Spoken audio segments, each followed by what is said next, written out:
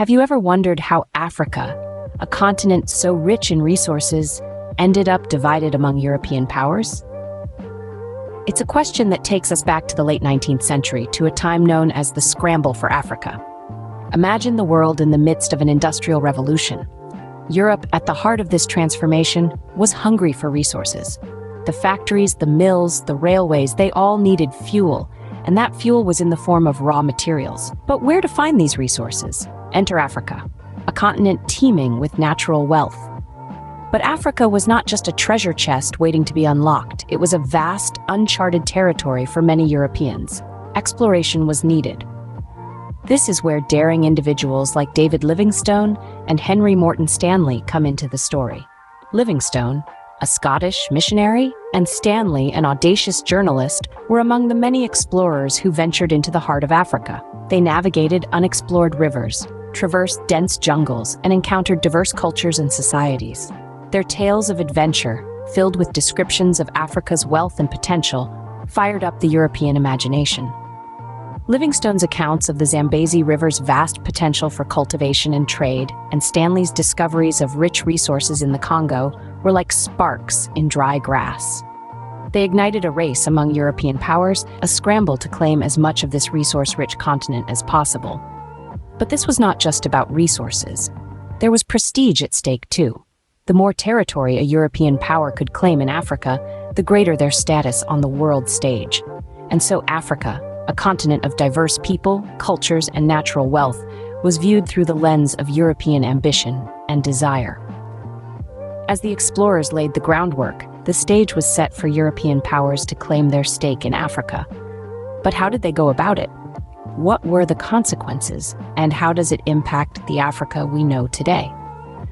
For answers to these questions and more, don't forget to like and subscribe for more historical insights. How did European powers avoid war among themselves while carving up a continent? The answer lies in the Berlin Conference. In the heart of Europe, in the late autumn of 1884, began a meeting that would change the face of a continent. This gathering, known as the Berlin Conference, was a convocation of European powers intent on dividing Africa amongst themselves. 14 countries, including major powers such as Britain, France, and Germany, sat around the table, drawing lines on maps and negotiating territories. A notable absence, however, was any representative from Africa. Yes, you heard right. No Africans were included in the discussions about the fate of their own continent. This absence underscored the prevailing attitude of the time, that Africa was a free-for-all for European powers to divide and rule as they saw fit. Over the span of a few months, from November 1884 to February 1885, these European delegates deliberated and eventually agreed on the rules for the Scramble for Africa. The conference established a protocol for claiming African territory, requiring effective occupation and administration to prevent mere paper claims. This agreement unleashed a flurry of colonial activity as European powers rushed to stake their claims. But as we know, the impact of this conference was far more profound and lasting. The borders drawn in Berlin, often arbitrary and ignorant of local cultures and ethnicities, are largely the same ones that exist today. These borders, in many cases, split ethnic groups, disrupted trade routes, and created a patchwork of nations that still grapple with the consequences. The Berlin Conference can be seen as the starting gun for the European powers' race to colonize Africa. It set the rules of the game, a game in which Africa had no say. The consequences of this conference are still felt today, a testament to the far-reaching impact of this pivotal moment in history. The Berlin Conference set the rules of the game, a game in which Africa had no say. Stay tuned as we delve deeper into this fascinating period of history. With the rules set, European powers scrambled to claim their piece of the African pie. This marked the height of colonization, spanning from the late 19th to the early 20th century. The landscape of Africa was rapidly changing, its vast plains and rich resources now under the control of foreign powers. Britain, France, Germany, Belgium, Italy, Spain, and Portugal became the major colonial powers, each staking their claim on different regions of Africa. Britain, with its insatiable ambition, laid claim to vast territories stretching from Egypt in the north to South Africa. France, not far behind, took control of vast areas in West and Central Africa. Germany, Belgium, Italy, Spain, and Portugal, although arriving later to the Scramble, still established substantial colonies, with Germany in Southwest Africa, Belgium in the Congo, Italy in the Horn of Africa, Spain in the north and northwest, and Portugal in Angola and Mozambique. But what did this mean for African societies? The impact of colonization was profound and far-reaching. The exploitation of resources was rampant. Gold, diamonds, rubber, and other valuable commodities were extracted at a breathtaking pace, often with little regard for the indigenous populations and their environments.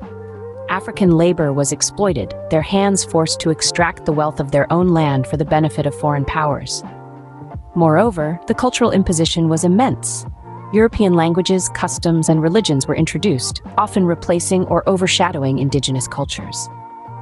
The traditional societal structures were disrupted, and new borders were drawn, often with little regard for ethnic or linguistic groups. Africa's rich tapestry was being rewritten, its history, culture, and identity reshaped under the weight of foreign control. As the sun never set on the British Empire, the shadows of colonization grew longer in Africa.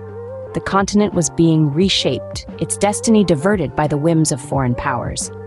The height of colonization was a period of immense change, a time when Africa was carved up and claimed by foreign powers. Remember to like and subscribe for more intriguing content. How did a continent under the thumb of European powers regain its independence? This question brings us to the final chapter of the Scramble for Africa, the end of colonization. Post-World War II, the world was changing rapidly. The flames of nationalism were fanned across the globe, and Africa was no exception. It was during this period that the decolonization movement began to take hold. African nations, once under the control of European powers, began to fight for their sovereignty. Key figures emerged during this time, leading the charge towards independence. Kwame Nkrumah of Ghana, for instance, was one such figure. His relentless pursuit of independence led to Ghana becoming the first African colony to gain independence in 1957. Jomo Kenyatta of Kenya was another influential figure. He championed the cause of independence through peaceful means, despite being imprisoned by the British for nearly a decade.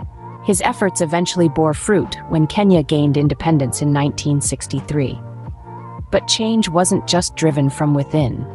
International pressure played a significant role in the decolonization process. The creation of the United Nations and its focus on human rights put the colonial powers under the global spotlight. It became increasingly difficult for them to justify their control over African nations.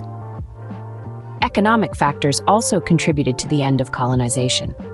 Maintaining colonies was a costly affair, and post-World War II, many European nations were in a state of economic disrepair. The financial strain of keeping colonies became unsustainable, leading to a gradual retreat from Africa. By the late 1960s, most African nations had successfully gained their independence. It was a momentous time, marking the end of an era of foreign rule. Africa was once again in the hands of Africans, but the legacy of colonization still lingers. The effects of this period continue to shape the continent, a testament to the profound impact of the European scramble for Africa. What happens when the colonizers leave? The aftermath of colonization is a tale of resilience, struggle, and hope. As the shackles of colonization were thrown off, Africa was left to navigate the rocky road to independence. It was a period of rebirth, but not without its share of challenges. Political instability was one such challenge. Many nations grappled with the task of establishing stable governments amidst the power vacuums left by departing colonial powers. While some managed to create functional systems, others fell into cycles of coups and counter-coups, a turbulent dance of power that often left the common people in the lurch. The economic landscape was another area of concern. Most African economies had been tailored to serve the needs of the colonizers, primarily oriented towards exporting raw materials. When the colonizers left, these economies were ill-equipped to meet the diverse needs of independent nations. Efforts to diversify and strengthen the economies were often hampered by a lack of resources and the lingering effects of exploitation. Then there were the ethnic conflicts. Colonial powers had often employed a divide-and-rule strategy, favoring certain ethnic groups over others. This created deep-seated tensions that erupted into conflicts post-independence. Despite these challenges, the resilience of African nations shines through. There have been inspiring stories of communities coming together, of nations rising from the ashes, of economies slowly but surely finding their footing. The legacy of colonization continues to impact modern Africa. It's seen in the political structures, the economic systems, and even in the borders drawn on the map. It's a complex tapestry woven with threads of both pain and progress. Yet the spirit of Africa remains unbroken. The continent continues to stride forward, carrying the lessons of the past, the struggles of the present, and the hopes for a brighter future. The scramble for Africa reshaped the continent in ways that still echo today. As we explore history, we gain a deeper understanding of our present. Remember to like, subscribe, and join us on this fascinating journey through time.